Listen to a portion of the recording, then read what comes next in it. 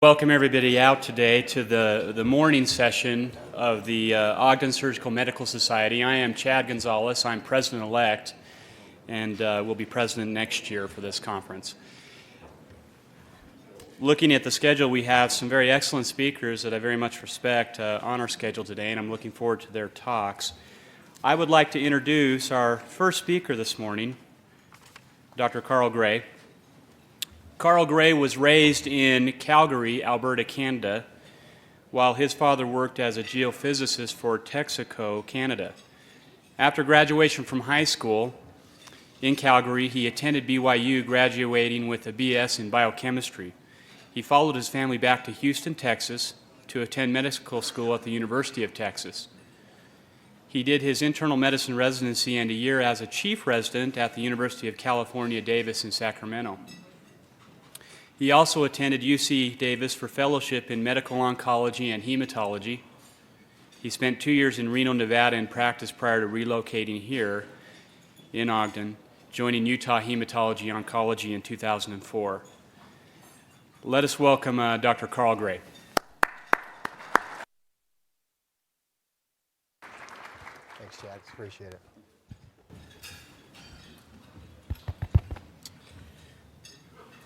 Well, thank you for having me. It's an honor to be here. It's a little bit daunting to speak to your peers, and hopefully we'll be able to get through this without passing out. All right. Try to figure this out here. Okay. So I wanted to focus on a couple of things. It's difficult in oncology to talk about what's new because the information is flowing so rapidly. That's one of the fascinating things that I saw in oncology when I chose to specialize in this. The field is changing dramatically. The therapeutics are rapidly increasing. But on the plus side of that, it provides patients such great opportunity for treatment and for success in treatment. It's fairly rewarding, despite some of the difficulties we have with oncology, as you can imagine. So I wanted to focus a little bit about breast cancer. A couple of years ago, I came and spoke and talked a little bit about Herceptin, and the drug Herceptin was such a breakthrough in targeted therapy, particularly with breast cancer, because breast cancer is such a large number of our patient population that it made a huge impact in treatment. And I want to focus a little bit about prostate cancer as well as lung cancer. Before I do that, I just wanted to focus on some of the things that may interest you in cancer. It's estimated that in the year 2012 we'll have over 225,000 new breast cancer diagnoses. That's by and far the largest diagnosis in women, less than half lung cancer and then colorectal cancer. Those cancers fall off dramatically compared to breast cancer. In men, again, prostate cancer, as you know, is the largest diagnosis. Most of them will be cured, or some of them will not even require treatment because we're diagnosing prostate cancers at such an early age, or excuse me, such an early stage. Lung cancer, again, still a great problem, but it's falling behind, and that is nice to see. However, lung cancer is still the leading cause of death in both men and women. As we can look at this is quite interesting. This nice little peak here corresponds to probably the timing that we started really looking at PSAs. And all of a sudden, we're diagnosing a huge number of prostate cancer in these patients. And I'll show you in just a minute. That does equate in a decrease in deaths, which is quite nice. We kind of mock ourselves and say we're so good we can diagnose prostate cancer just by a PSA, but it does decrease the incidence of death. Nice to see a decrease in the incidence of lung cancer in time. Breast cancer has had a fairly uniformly straight curve there. As we look at the death trend. This is nice to have seen a peak and a plateau and a fairly drop-off over the past decade or so. As you know, the Surgeon General started to put warnings here at about 1967 on the packets of cigarettes, and by 1970 we had a complete blockade of any type of advertisement for cigarettes in television and newspaper. And finally, here, decades later, we're seeing a decrease in the deaths from smoking-related lung cancer. Now, here's the prostate cancer that I mentioned. We are seeing that decrease in deaths. As you can see, prior to this, we had an increase in death trend, but since we've had a decrease, that's very nice to see. In women, the thing that I wanted to focus on is this breast cancer. This is the death trend in women, but here over the past really 2 decades, we've seen a decrease in deaths due to women. Now, that's not because we're just screening. We're actually screening better. We have better surgical techniques, but we also have better adjuvant therapies for these folks. This is the slide that's really quite fascinating to me. If you were to continue the death trend in men and women without some of the changes that we've seen in medicine, we would have had a continued increase in deaths. But we can see the plateau, and we see the number of lives that have been saved, both men and women, over the past decade. That's 1 million lives because of what we're doing in oncology. I think that's to be commended. Now, let's focus a little bit about breast cancer, targeted therapy, particularly HER2. This was the headline in 2005 from the FDA that really focused on how valuable it is to know the HER2 status in breast cancer. And this was from 2 large randomized trials of patients who had received the antibody Herceptin, which is called trastuzumab. This antibody, in combination with chemotherapy, reduced the incidence of recurrence in these patients by a 52% reduction. That's a dramatic decrease in recurrences. And I remember that very well. The headlines were all around, and I had patients on those clinical trials. The trial was unblinded early, and all those that did not receive Herceptin went on to receive Herceptin. That has dramatically improved outcomes with the HER2-positive breast cancer. Now, what is HER2? HER2 is this proto-oncogene that involves cell growth. When overexpressed, it really drives the growth of these breast cancers. It is not overexpressed on all cases. As you can see, only 1 in 4, 1 in 5 breast cancers express the HER2, but it was the poor prognostic indicator for these breast cancer patients. When they were HER2 positive, it in essence was a death sentence. But with the advent of Herceptin, now treatment has changed that tremendously. The antibody called Herceptin or trastuzumab is a monoclonal antibody binding that HER2 receptor. It's 95% humanized, 5% mouse. It has both anti-tumor activity alone, but actually has excellent anti-activity, tumor activity in combination with chemotherapy. Now, HER2 is a part of a larger family of receptors known as the HER family, from the EGFR through on up to HER2/4. I wanted to talk a little bit about this new drug that you may have heard a little bit about, pertuzumab. It's another HER2 blocker, and it blocks or it binds the HER2 receptor at a different location. And in fact, the location of which does not allow the HER2 to dimerize with other HER2 molecules, which sets off a whole set of cascade of events that are involved in angiogenesis, proliferation, self-cycle control, and so on. I love these slides, excuse me, by the way, because it makes me feel like I know molecular biology, but I really don't know all this stuff. But it's kind of fun to look at. The combination of Herceptin plus this pertuzumab may have complementary action, and blocking in 2 locations really has been a focus of attention here recently. This is a model xenograph of a study looking at blockade with breast cancer cell lines that are used that have exposure to both the Herceptin plus the pertuzumab, and cell growth is inhibited tremendously out many days compared to controls. So we see that there's a definite advantage in blockade of both. What if we give Herceptin alone to these breast cancer cell lines and say they start to proliferate, and then we add the pertuzumab, and that is shown in the purple line here, where we do see even when Herceptin becomes resistant, we're seeing some response in the combination of the 2.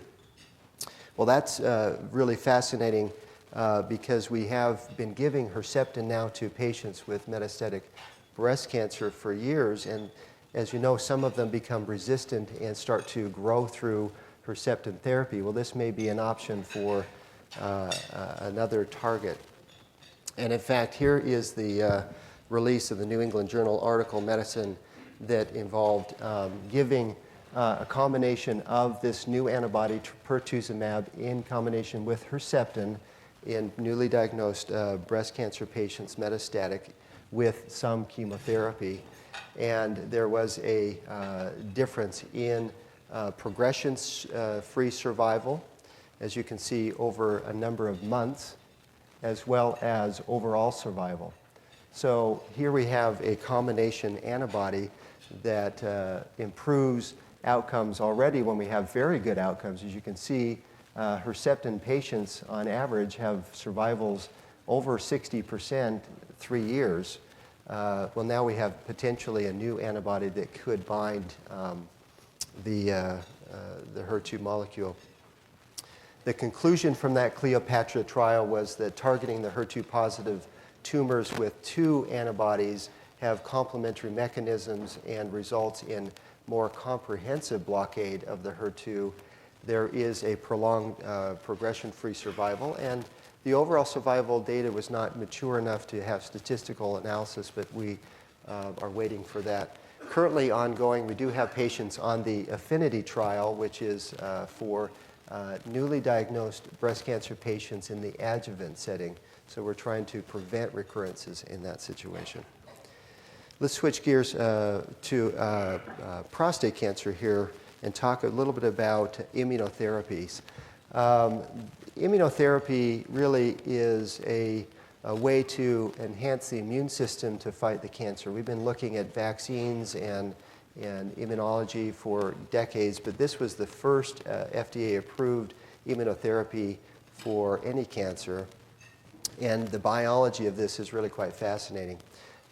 It involves an autologous collection of one's T cells and stimulating them to the prostate acid specific antigen, and then reinfusing those T cells back into the patients. This involves a outpatient pheresis process. As you can see, a patient would go to the pheresis center. They would have an IV put in and a collection of those cells into a small volume. That would take a couple of hours.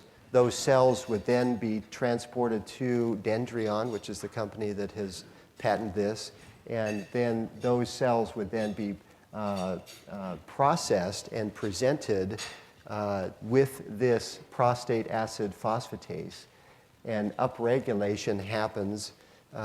Those T cells are now active towards the PAP, and then a couple of days later, those cells are then shipped back to our office where we would have the patient in for an IV, and 1 hour later, those cells would be in them. This would be repeated for 3 cycles. This is the data that showed survival advantage in patients receiving this type of therapy. 25.8 versus 21.7 months. There was crossover, so there was going to be some dilution of that survival data, but this was the first immunotherapy really that showed survival advantage in any type of cancer treatment. The advantages of this type of treatment really, it can be given early in the disease process, and in fact it's FDA approved for patients with no symptom or minimally symptomatic prostate cancer that is resistant to hormone therapy, so a recurrence with minimal symptoms. There is minimal side effect in the therapy. Really, the only side effect is occasionally you can have some chills during the infusion. It's very convenient outpatient therapy. You don't have to be hospitalized for weeks on end, such as you would for bone marrow transplants and so on. And as the disease progresses, there are other opportunities for treatment. The effectiveness of that immunotherapy continues through other lines of therapy. Disadvantages, well, there's no advantage to giving this to patients who may have progressed rapidly or have a lot of symptoms. It is costly, as you can imagine, and it's not a curative type of a therapy. But it is available, and we have had some really good success with this. One of my patients, who is a professor here at the Weber, continued to work through his treatment and has done really quite well. Switching gears a little bit to another therapy in prostate cancer, abiraterone acetate is otherwise called Zytiga. This is another blockade of testosterone. As you know, prostate cancer is very much controlled by testosterone. All of this verbiage, in essence, is summarized by this schematic where the process of producing testosterone is blocked. We have Lupron and other agonists of this process, but patients eventually develop resistant to hormone therapy. Well, abiraterone blocks in a couple of different locations here this process of testosterone production, and we've seen a significant improvement in treatment just by another androgen blockade. It is felt possibly that the tumor itself can start producing its own testosterone. Now that's a fascinating thought. As the tumors are growing, it's becoming its own fuel source for its growth. We do very well in blockading the testes production of testosterone with these LNH-RH agonists, but the tumor itself has never been blocked, nor have the adrenal glands as another source of testosterone production. So abiraterone has been shown and has been approved here just recently in the treatment of metastatic castrate-resistant prostate cancer who had received prior chemotherapy. Now that indication is probably going to change. Patients have just completed enrollment for abiraterone prior to chemotherapy. Right now we're limited to patients who had received chemotherapy, but the data is just barely being analyzed and looks very favorable for patients who would not have to have chemotherapy first. This was based on large randomized trials and overall survival improvement. So the summary here is that androgen deprivation, such as Lupron and orchiectomy, do control a certain number of patients with metastatic prostate cancer and to a certain period, but then after a while the tumor produces its own testosterone, or other organs are producing enough to keep the prostate cancer going. Zytiga has been another way to block that. Switching gears a little bit further here to lung cancer and targeting really on the VEGF inhibitor as well as the ALK tyrosine kinase inhibitor. What is VEGF? Well, VEGF is the vascular endothelial growth factor that we see on tumors that are growing rapidly. They require more nutrient and recruit more blood supply, so they start to grow capillaries. And if we can block that, we could potentially starve these tumors of their nutrient. And this is a schematic of the normal vasculature. The tumors that are growing recruit small capillaries and become very much disorganized and hyperpermeable. Blockade of that can, in essence, reduce the capillary flow and the blood supply, thus shrinking the tumors. I wanted to share a couple of cases that really put this point home. CR is a gentleman who's 67 years of age, non-smoker. He presented to my office a few years ago with cough and weight loss, fatigue. CT of his chest did reveal a large 4+ centimeter lung mass. Pulmonary medicine was consulted, and he had a bronchoscopic biopsy-proven adenocarcinoma.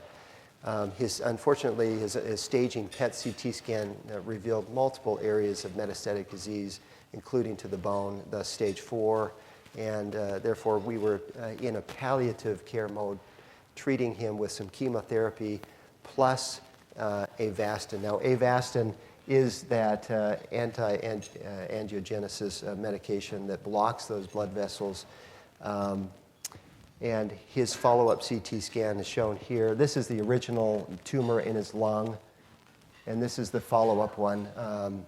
I love to read the reports on this from the radiologist who talk about the tumor being surgically cut out. He had no surgery, he had no radiation, he just had some chemotherapy for 6 months plus this Avastin. Well, this is, as you can see, the dates on this. This is back in 2008. And this is, he's actually had, I think, a more recent one and is doing very well. His metastatic disease, I didn't show you that, but his metastatic disease is similarly responded post-treatment. He remains on Avastin to this day. It's an infusion that he receives every 3 weeks. Because it's a monoclonal antibody, it does not have side effect for him. Occasionally, we do see a little bit of hypertension from that, but that's really about it. This is kind of a schematic of what happens to these tumors who have such an intense blood supply, and then post-treatment that is diminished dramatically, and in essence is starving the tumors of their nutrient. Case 2, this is a young gal who just kind of breaks your heart. She's a lifelong non-smoker, 39 years of age, a couple of young children. She presented just here recently with back pain, 10-pound weight loss, breathlessness, and some cough over a few-month period. She eventually developed some cervical adenopathy and had a workup with a chest CT scan showing a fairly intense consolidative left pleural effusion and a mass in the left hilar region. She had adenopathy that you could actually visibly see because she's so thin in the cervical and even the axillary region. She had a biopsy of this, the lymph nodes, and this revealed adenocarcinoma consistent with the lung primary. We did molecular testing on her. The previous case was in the era we weren't doing molecular testing on, but molecular testing now is looking for these different targets. And in fact, she was ALK positive. Now, the ALK inhibitor is a new target for these lung cancer patients. They are only representing about 2 to 7% of lung cancer patients, typically non-smokers. But this has been a wonderful target for some of these patients as an oral therapy. It's a small molecule, has relatively minimal side effect. This is the schematic of the crystalline structure where the drug itself, the small molecule, may bind. She started to take this medication. This is a twice-daily medication. She was known to have bone metastasis as well. She began a bisphosphonate Zometa monthly. She did receive stereotactic radiosurgery to a single cranial metastasis in the form of tomotherapy. In the course of just a couple of months, even a month after as I started her on this therapy, she had significant resolution of her pain. Her oxygen levels improved. She was weaned off oxygen, and neurologically she was never symptomatic. 3-month PET CT scans are really shown here. I've circled the areas of interest because I knew they may not show up, but PET scan lit up very intensely in the spine, and we were about to radiate that because she was having so much pain, but we elected not to. She had a couple of areas in the bone otherwise. And then her primary tumors here in the lung, you can see this large pleural effusion. This is November 2011. This is just here in February. Significant response, in fact, the resolution of really everything except still clearing that pleural effusion. She is currently training now for a half marathon. This was the New England Journal release on this ALK inhibition. Initially, the ALK was known and seen in lymphoma, but it's been looked at in other cancers, and non-small cell lung cancer was one of them. This is the right from the journal article, and again, other case reports of significant response to therapy with this oral small molecule. Looking under the microscope, what can you see? Well, immunohistochemical staining for this is really what we need to find out. This is the molecular testing. It stains as a brownish stain, and compared to normal lung parenchyma, this is actually the tumor that shows this ALK overexpression. Now, how do patients feel with this? They're really minimally side effect here, grade 1 toxicities only. You don't really see much in the way of grade 2 or 3 toxicity. And then Xalkori is the name of that drug that she is now on that's been approved here as of 2011. Thank you very much for your attention.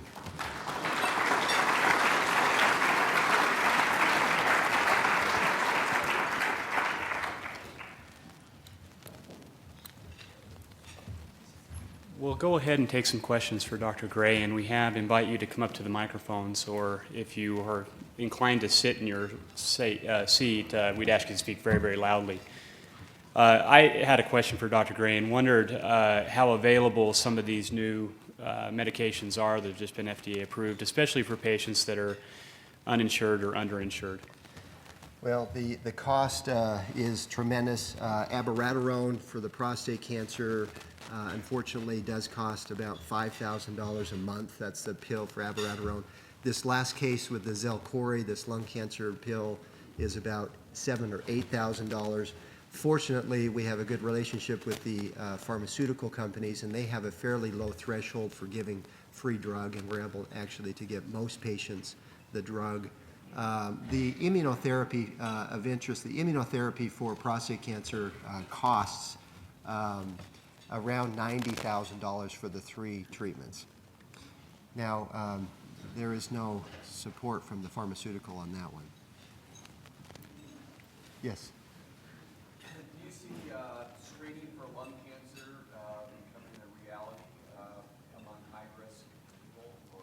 Yes, screening for lung cancer is now really a reality with the data on CT scans. And that really, for high-risk patients, really that is the modality of choice is just CT scan. Now, there's a concern about exposure to radiation, but if you're screening the right population, then the risk-benefit is there. And we're seeing more and more insurance coverage for that now. Any other questions? All right, thank you very much.